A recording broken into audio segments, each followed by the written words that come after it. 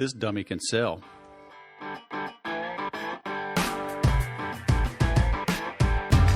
Hello and welcome to the Sales Podcast. I'm Wes Schaefer, the Sales Whisperer, your host. This is your home on the web for honest, no-hype insights, advice, and inspiration to help you sell more, faster, at higher margin with less stress and more fun. When I got out of the Air Force in 1997, I had a wife, a baby, another one on the way, and I had to put food on the table, which meant I had to be productive. I had to be efficient.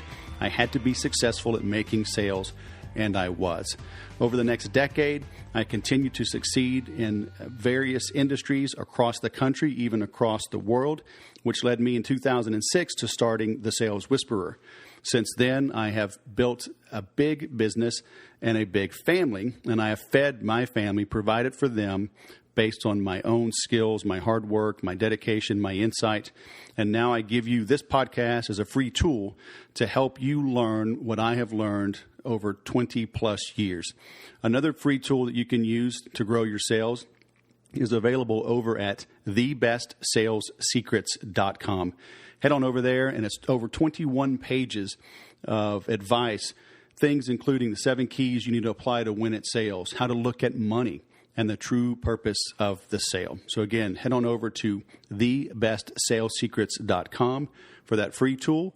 And now on to the show. Butch, Bellah, I think we must have been separated at birth. Fellow Louisianian, turned Texan, turned sales trainer, author. Welcome to Sales Podcast. How are you? I'm great. Thanks so much for having me. So, for those that may not know who you are, what you do, would you mind take a minute or two, give us a little thumbnail sketch about what makes you tick, and we'll dive down the rabbit hole? Sure. I am a speaker, sales trainer, author. My second book it was released, Sales Management for Dummies, on the John Wiley & Sons line.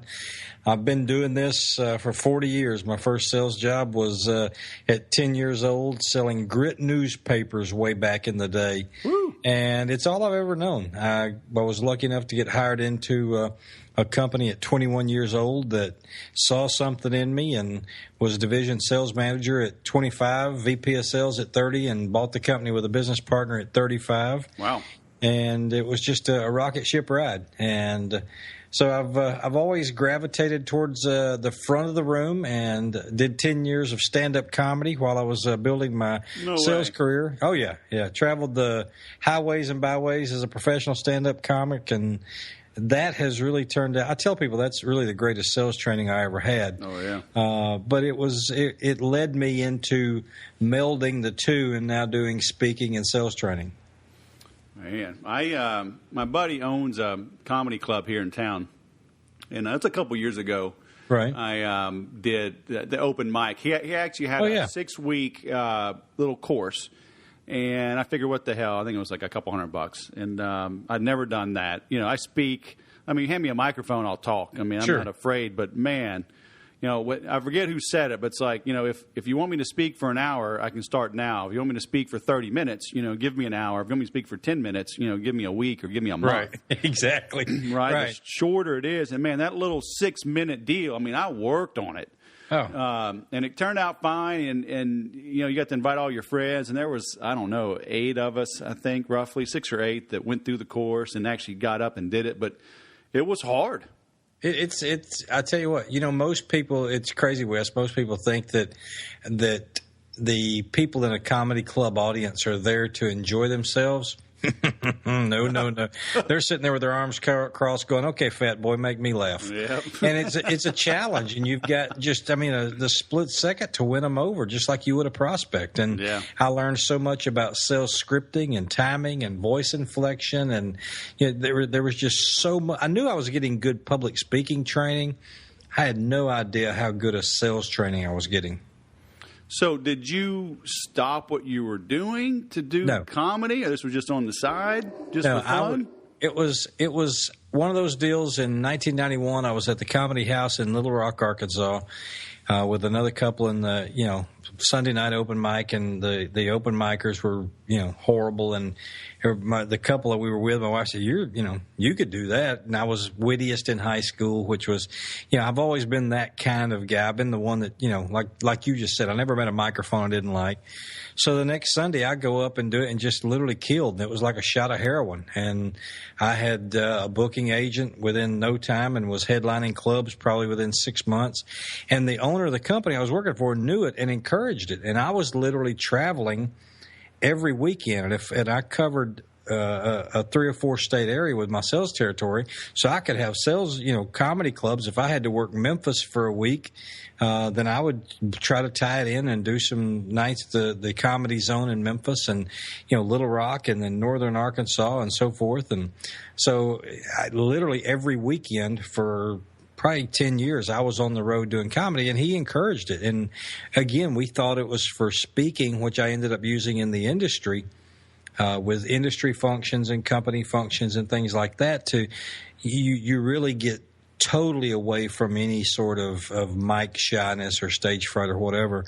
But I was out there grinding it out for 10 years, and it honestly got to a point where I had to decide I was either going to do it for a living or not.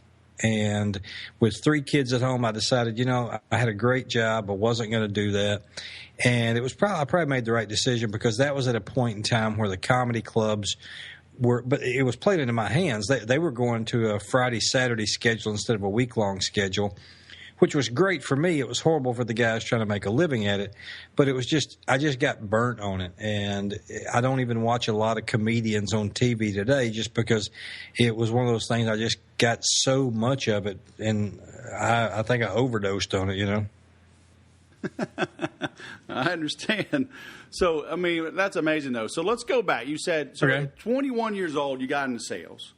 By 20, no, I got into sales at a younger age, but I got hired into that company at 21, right? Right, hired into a professional sales job, if you will. Right, sure. So 25, you're sales manager, and 30, you were a VP, or was it? Right. At 25, I was a division sales manager. At 30, I was vice president of sales. And then at 35, a business partner and I bought the company, and we'd grown it from about $35 million a year to about $250 million a year in sales, and just a rocket ship ride. And so I had a nice 15, 16, 17-year career there, and was still really, really young. And I sold my interest in 2003 and struck off and did some other things, and then started my own training and development company. So I guess you know a thing or two about selling Mo Betta. A little bit. And, hey, I'm glad you wrote the book for dummies, because that means I can get it. Is there a lot of pictures? There's some illustrations and some, it was kind of funny, because I had self-published my first book in 2014, and I was coming back from a speaking engagement in San Antonio, and I'll never forget. It was about this time last year, and get an email on my phone. I'm stopped at a convenience store there to get gas. I don't remember what I was stopped for, but I remember being out of my car, and the email was from an acquisitions editor at John Wiley & Sons, said, we'd like to talk to you about our For Dummies line.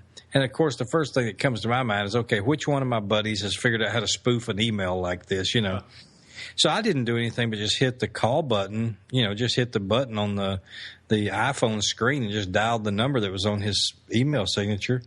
And he said, yeah, we've got your first book, and, we've seen you've got quite a social media following, and we'd like to talk to you about sales management for dummies. Mm-hmm.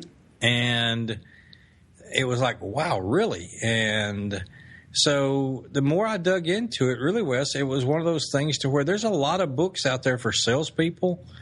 There's very few of them out there for sales managers. Right. And I think it's the more, and I don't know this, but I think the opinion I drew from it, for some reason, people think once you get to be sales manager, you've got it all figured out. Mm-hmm. And, brother, that's when my biggest learning curve started. Right. And so it was one of those things to where, as I dove into the book, I really wrote it for that whether it's a guy been a sales manager for 15 years or 15 minutes, to have a book he can pull off of his credenza when he has an issue about, trying to get along with accounting, or, splitting up a territory, or developing a new commission plan, or it's time to do budgets, or all the things that we're quote unquote supposed to know how to do when we get to be a manager. Right. Well, so now you wrote that, and you wrote a sales book. So what's left for me? What the heck can I write about? Thanks for just dominating everything and being funny while you do it. So I wonder if the post office is hiring. I got to go. Yeah, I think somebody asked me the other day, well, what's your next book? Well, look, this one was 330 pages in 14 weeks. So this one took a lot out of me. So I don't have any delusions of grandeur of being the next Tom Hopkins or Zig Ziglar and having 50 best-selling sales books. I may write one more. But this is something that is, there's a little bit of cachet, obviously, that goes along with being on the For Dummies label, and I'm going to certainly enjoy that. I'm not going to lie to you.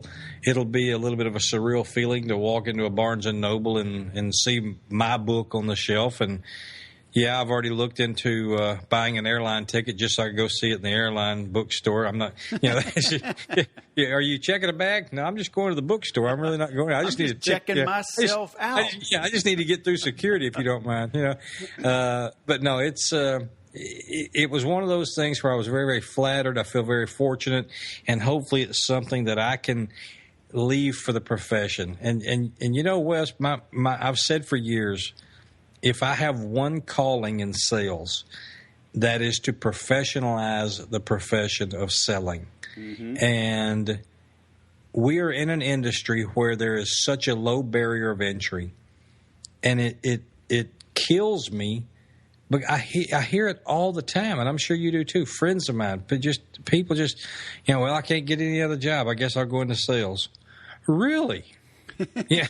I can't put on a white coat and start pulling teeth Monday. I'll go to jail. So what makes them think they can step right into what we do? I mean, what we do is a learned skill. Right. And I've found it my calling and my lot in life to try to professionalize the profession, and hopefully this book will be part of that. Now, so I want to talk about two things in our short time, and one is about getting published and being an entrepreneur, but the other is on the sales management side. How, for our listeners, there's going to be a lot. It's a varied audience: entrepreneurs, solopreneurs, but some are sales managers. They're people, in corporate America. Others maybe have a small business. They do have to hire people from time to time, and it's debilitating. I've seen it. I've experienced it myself. I've brought on some dogs in my own business. So what are some nuggets you could share with us without giving the farm away, like what they're going to learn in the book, what you've learned from growing a business to $250 million? What are some things they absolutely should do or absolutely shouldn't do? There's not a segment of your listening audience you just listed that could not benefit from this. And whether they're looking for a salesperson, a full-time employee, a VA, or whatever, is a lesson I learned a long time ago, and I'll give you two nuggets. Number one, hire hard and manage easy. And as I look back on my career, and I talk about this in great detail in the book, there are professional interviewees out there. They are great at a sales interview, and they can't sell their way out of a paper bag. And they're killer in an interview, and as soon as you hire them, you go, oh, my God, what have I done? And then you hang on to them for 6 months thinking you can change them, and then they're gone again on to their next professional interview. Right. And I talk about kind of smoking those people out.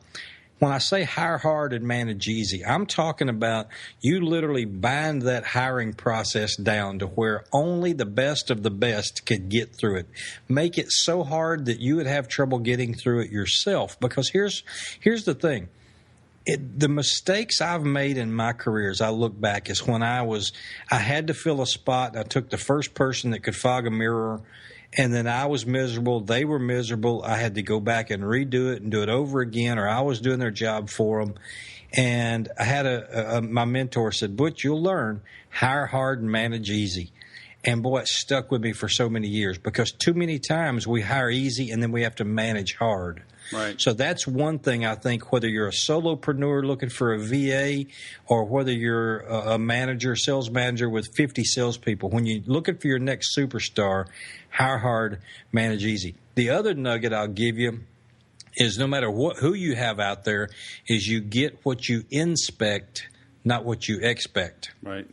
And if you just, obviously we all have adults working for us, and we have to at times, especially if you have a sales force that's out in the field, or if you have VAs in another country, or if you have project managers here and there and are spread all over the place, you have to assume that people are doing their jobs. You have to assume that they're being an adult and being responsible and doing what they're supposed to do.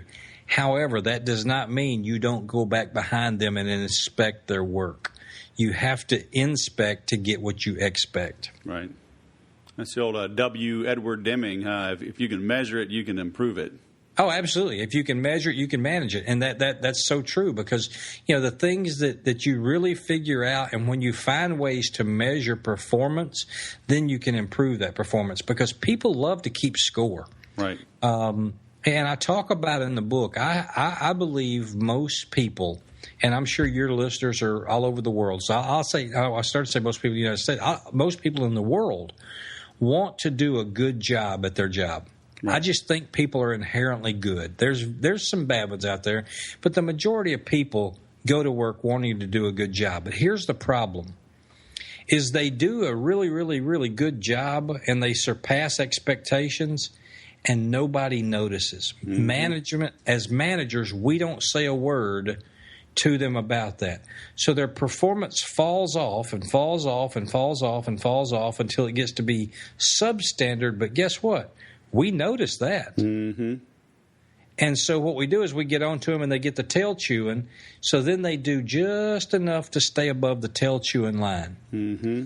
And what we've done is we've conditioned them to perform at a level far below what they're capable of because we did not recognize it when they got up to that superstar level. Right. And I talk about it in the book.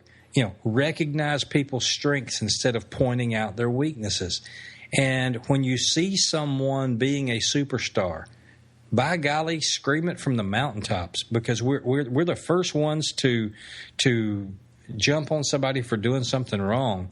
Let's find the superstars and recognize them too. Yeah.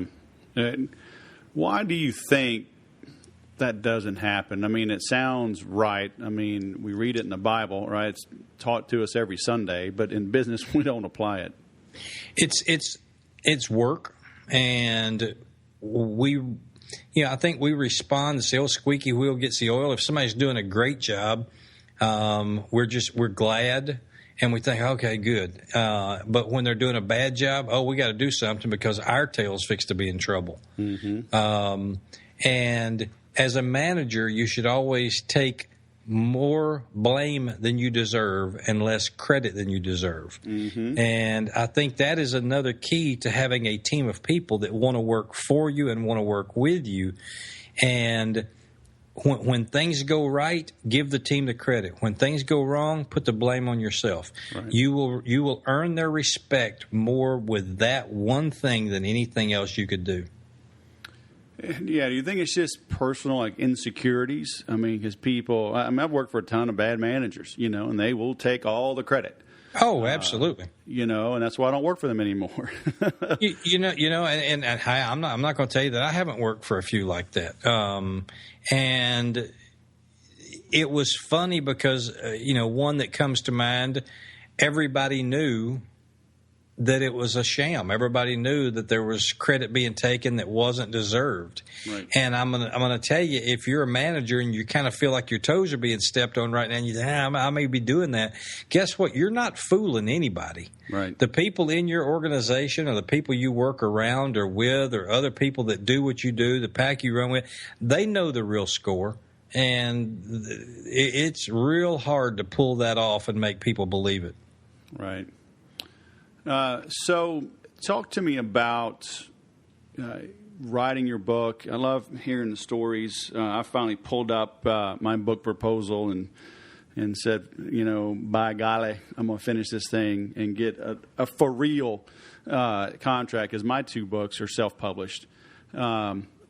Walk me through that. I mean, in a way, you did short circuit things, right? You did get self-published, then you got found, right? Which is certainly nice, but I don't know if you could recommend that to others, huh? Because it sounded a little more like luck, where hard work and preparation met opportunity. Yeah, and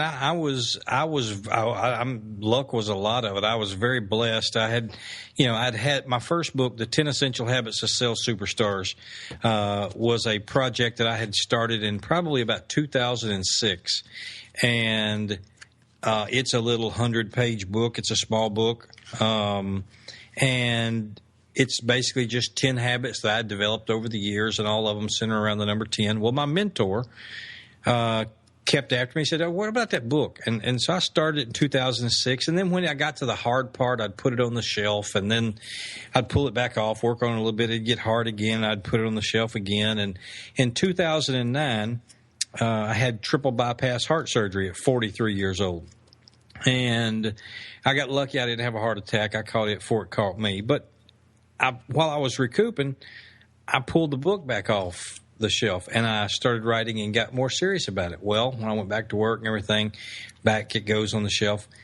And in the fall of 2013, my mentor said, "What about this book?" And I said, "Yeah, I need to do it." He said, "You know what? I want you to write it down as your goal," because he knew what I was like about written goals. So literally on my goal board for 2014, on January the 1st, 2014, I wrote, "I will finish and publish my book this year." And I wrote 45 minutes a day, and I finished it in May of that year, and it published in June. And that book was actually number 1 on Amazon's list of sales books in August of 2014. Nice. And that was just for one day, but I've got a picture of it on my phone still, and I saved that. So, but that opened the door. And I used it basically, Wes, just as a back-of-the-room product for when I would speak, sure, to have something to sell. And that obviously led to the bigger opportunity with Wiley and publishing the For Dummies book. And that's been an experience in and of itself. I thought I knew how to write a book when I wrote mine. I didn't know anything. And their program is so strict. We spent probably 3 weeks on the table of contents, and Woo. back and forth and back and forth and back and forth. And then it was just like, okay, fill in the blanks. Right. And it was such a fun process, because they have you talk about people that know what they're doing. That's a refined process. They've got For Dummies labels, titles for everything under the sun. So they've done this before. It was my first rodeo. Yep. And so, I was following their lead. They had a team of people and editors at every turn helping me. And it was just a lot of fun. And I think I learned a lot about myself. I was able to go back in the memory bank and dig up stories. Part of, I think, what attracted them to me is the comedic style and so forth. And, they like it for it to be a little bit light. And so they really, really tried to impress. But use your voice, And I said, well, I don't know if I have a voice. Mm-hmm. And they said, just, write your style. And so that's what I did. And there's parts in there that are, hopefully funny. There's one story I'll tell you real quick. A friend of mine was talking about interviewing salespeople, interviewing a guy. And this was one of those guys that you wonder why I even applied for a sales job. He was in a swivel chair on a hardwood floor. And the guy was so nervous that he just started spinning this chair and slowly turning away from the guy interviewing, my buddy that was interviewing him, to where he darn near had his back to him. And he was slowly rolling this chair out the door.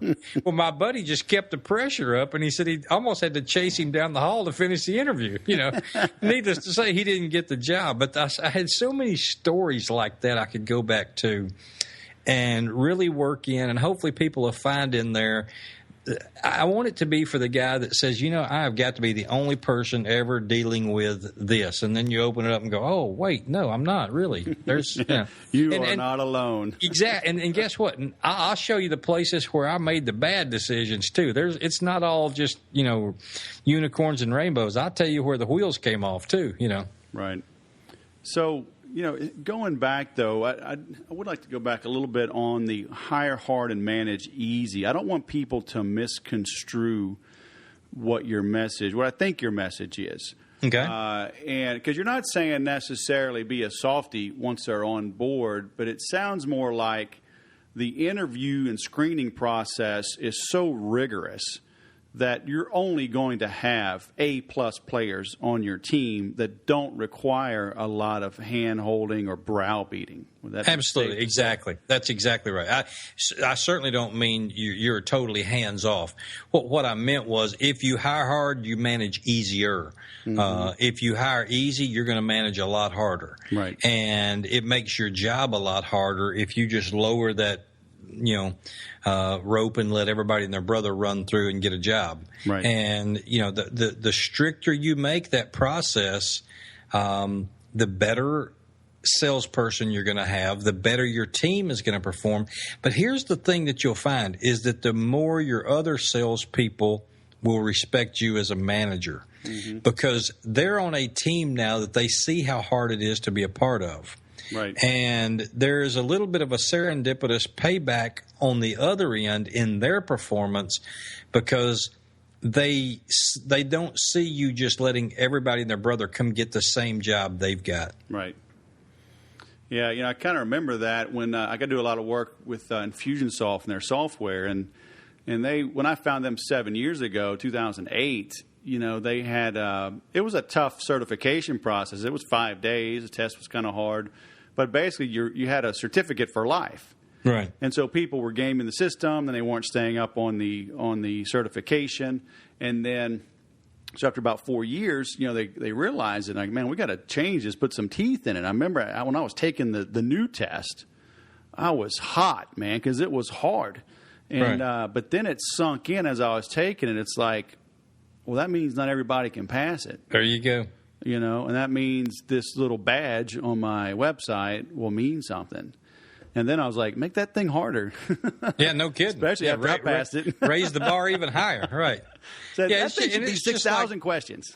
Yeah, it's just like passing a financial licensing for a financial planner or whatever. Those tests, passing the bar for an attorney, those things are hard for a reason. Right. Let's professionalize our profession to where it's hard for a reason because we only want the best of the best in our profession. Right.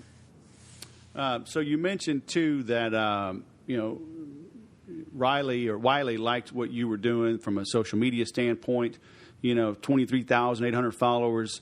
What have you been doing there? Because, you got into Twitter a year after I did, but have a lot more followers. So has this been a conscious effort? Did you sprinkle in some funny in there to make that pop? What could others do? What advice could you give somebody to grow their social media following? I've made a lot of mistakes over the years on Twitter, but I have remained active. That's the big thing is I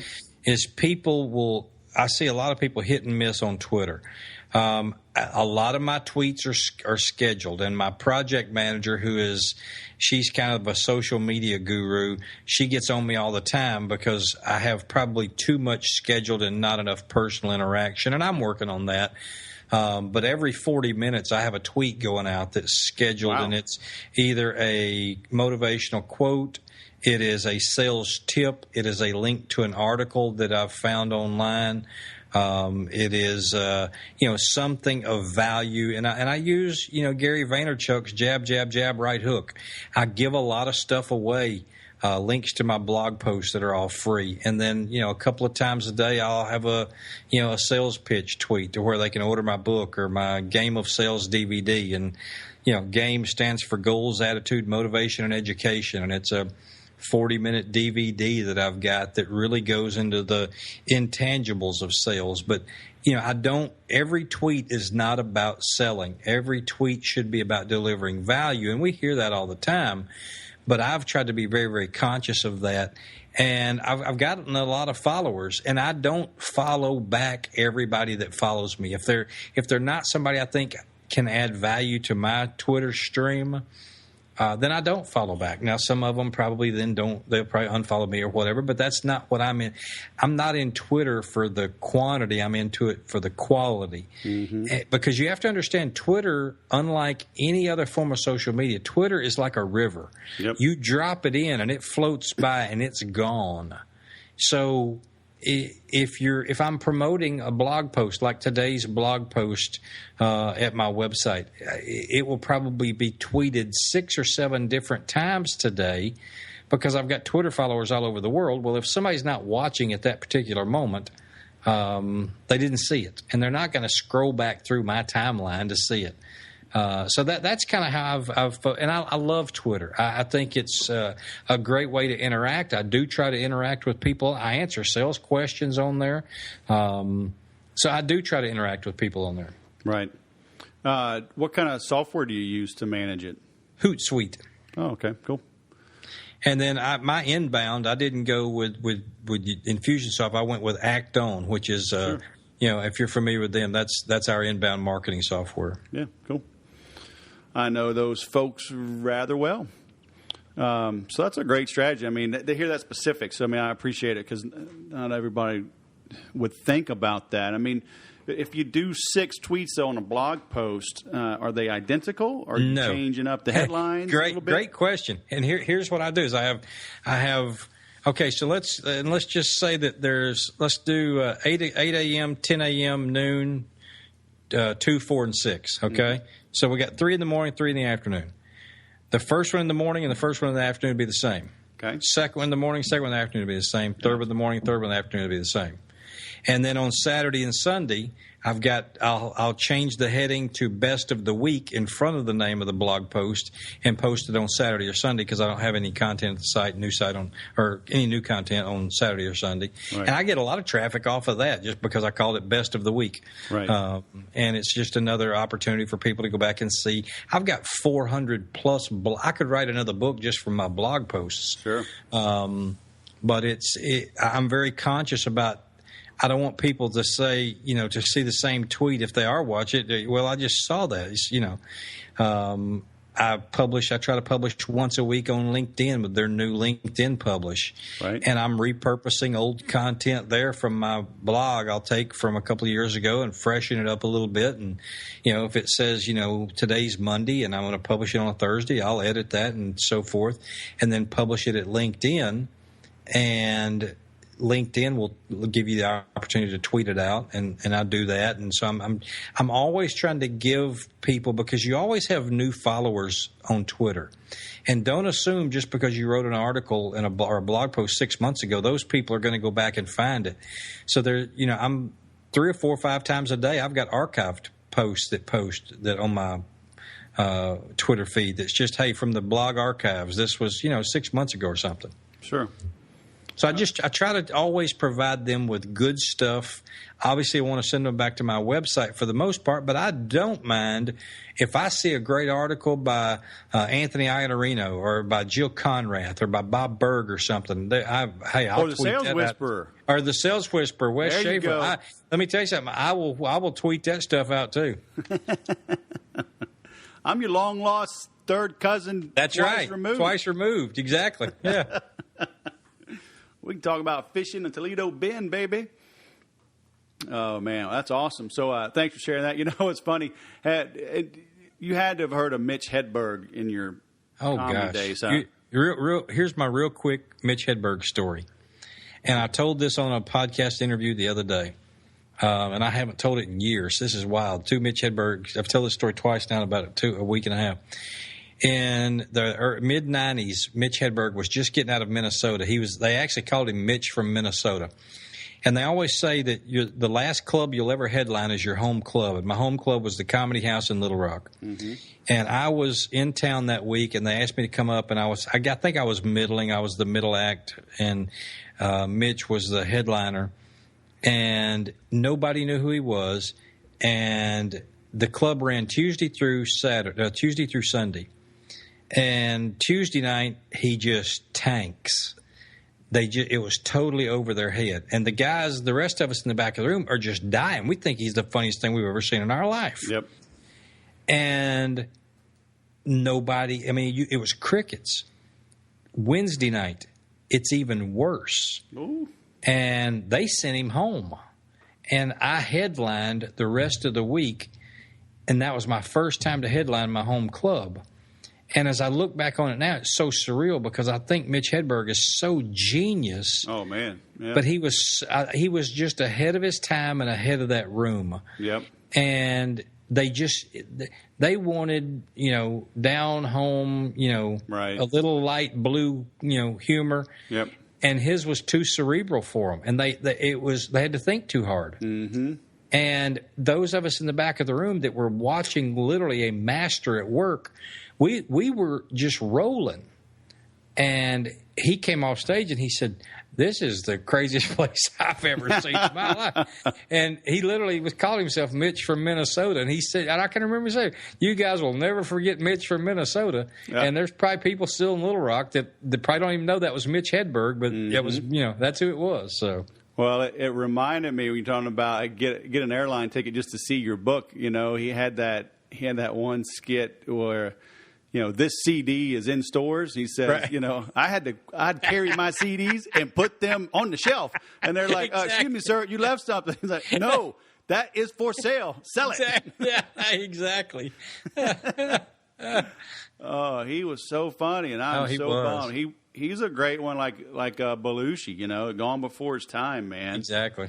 Oh, my gosh. But everybody listen to this. Do yourself a favor. Go on iTunes, wherever. Get you some Mitch Hedberg. If you've never heard Mitch Hedberg, the only person that I would ever compare Mitch Hedberg to as far as that sort of cerebral humor. Now, Jerry Seinfeld was too clean to do some of the stuff Hedberg did. Yeah. Stephen Wright. Yep. Stephen Wright was the generation before, as far as comedians, was the Mitch Hedberg. Slow pace, short setup, huge punch. Yeah. And it was just, I mean, laugh after laugh after laugh after. Mitch Hedberg probably had more laughs per second than any comedian out there. Yeah, he was great. Well, what would you say? I mean, it's just a great segue into, what role does humor or comedy have in business? How should it be used, if at all? I think it should be used, and I think I've built my career partly because I was a guy that could always lighten the mood. Now, there's a time to be serious, and there's a time to jump in, put your work boots on, and get your hands dirty. But I was always the guy that could lighten the mood and understood to bring a little bit of levity to the situation. What we're doing in business is not always life or death, and sometimes we get too serious about it to where we let it cloud our thinking a little bit. And I've always been one that I got along with people and I was able to get things that I wanted and able to get people to do what I wanted because I was the guy that had a funny line or was not afraid to break the tension in the room, with a remark or something like that. Now, some people, real highbrow may take that as well, he's too aloof and he doesn't care. The people that really knew me knew that's just who I was, that when it was crunch time, I would get in there and work hard with the best of them, but I was not afraid to laugh at myself, especially. And you'll see in the book some of the stories that we tell. And the great part about it, Wes, is that my people knew that they could come to me that way. And it made for a much more – I always wanted a fun working environment. I didn't want people hating work. I hate to see people on Facebook. Today you see it. We're recording this on a Monday, and people, oh, God, it's Monday, I got to go to work. And then they start looking forward to Friday, and then immediately Friday they start dreading Monday. That's no way to go through life. I wanted to create an environment where people enjoyed coming to work. Right. Where they didn't feel like it was a job. And a quick story that I tell in the book, I had a division sales manager, and we worked in an industry where the margins were like razor thin. I'm talking about very, very, very thin. And we had a customer that owed us quite a bit of money, and I'm on the phone to him one day, and I'm really as animated as I'd been probably with him in a while. And I said, Kelly, go get the money. I'm not, whatever you do, go get the money. You better get it today. Because I was panicked. I can remember this like it was yesterday, and it's probably been 20 years ago. And I'll never forget, he just out of the blue said, Butch, listen, that's why I'm selling them so cheap. That way when they beat us out of it, we don't lose as much. and I just totally lost it, and it broke the whole tension of that situation. And so my people knew they could do that to me because I could dish it out, I could take it. We ultimately got the money, and he and I will laugh about that story to this day. It's one of the greatest spur of the moment lines I've ever heard. Yeah. You know, that's why I'm selling them so cheap. That way, when they don't pay us, we don't lose as much. You know. That's awesome. I had a guy, I'm still friends with him, I talked to him today, and he was kind of my sales mentor. We had a similar background. He's from Louisiana, too, and he was in the Marines, I was in the Air Force, and we crossed each other at a company, and we're like 3 companies together. And I brought him in. I was kind of new in this division of this tech company, and he was senior, and, you know, I could set appointments. That was one thing I could always do, even if I didn't know what the hell I was talking about, which is normal. I could get my foot in the door, and I'm like, well, I don't have the answer, but I got the smart guy that can, so when can we get your smart guys with my smart guys, and we'll be there. Right. And so we show up, and, man, there's a big table. I don't know, it's probably 6 or 8 of them, 2 of us, and we didn't know it, but they had they sat in teams, you know, so like one division on the left, one on the right, and we're all glad handing and whatever, you know. I'm just trying to make myself useful, and they're like, y'all want anything? Go to the kitchen, get some coffee, get water, get Cokes, snacks, whatever, and throw it on the table.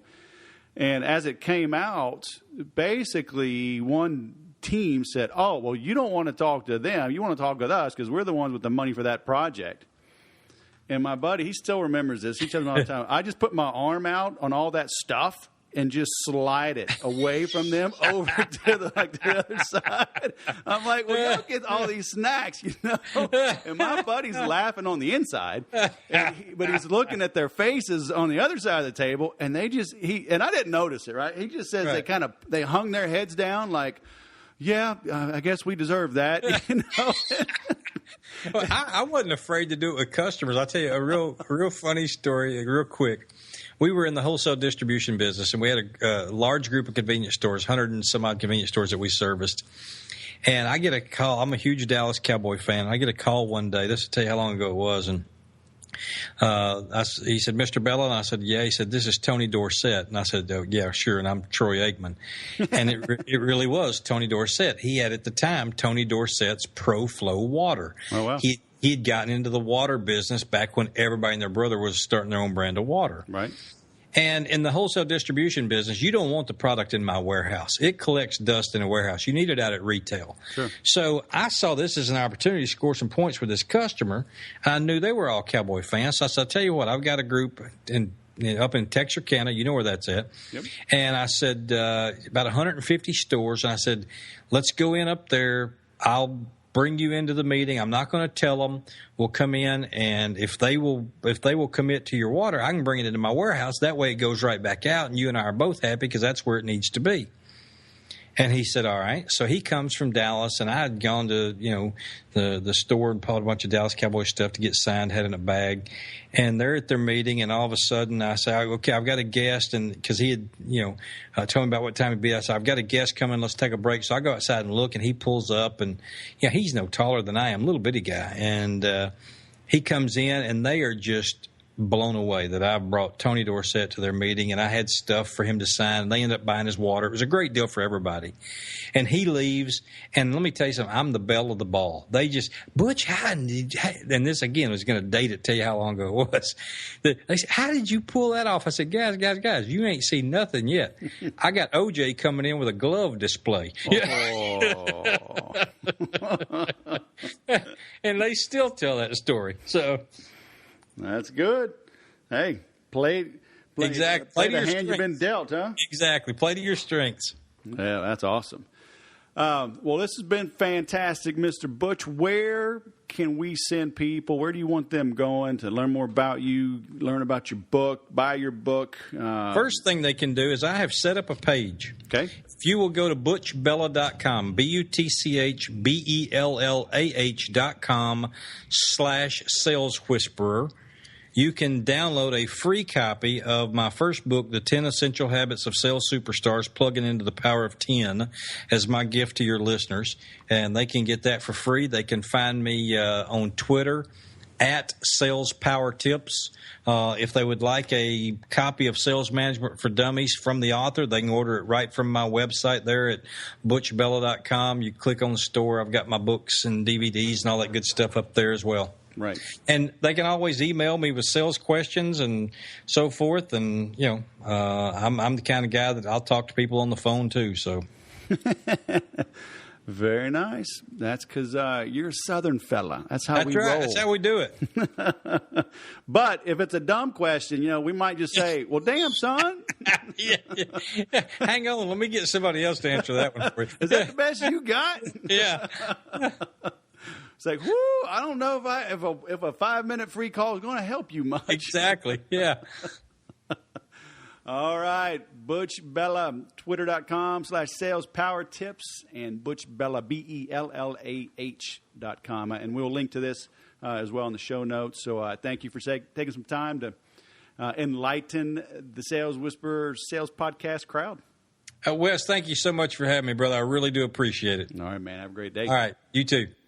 After building a business up to $250 million, I think the man knows what he's talking about. So I love what he said, hire hard, manage easy. I never really heard it said quite that way, but it makes sense. I cover that in my nomoresalesduds.com.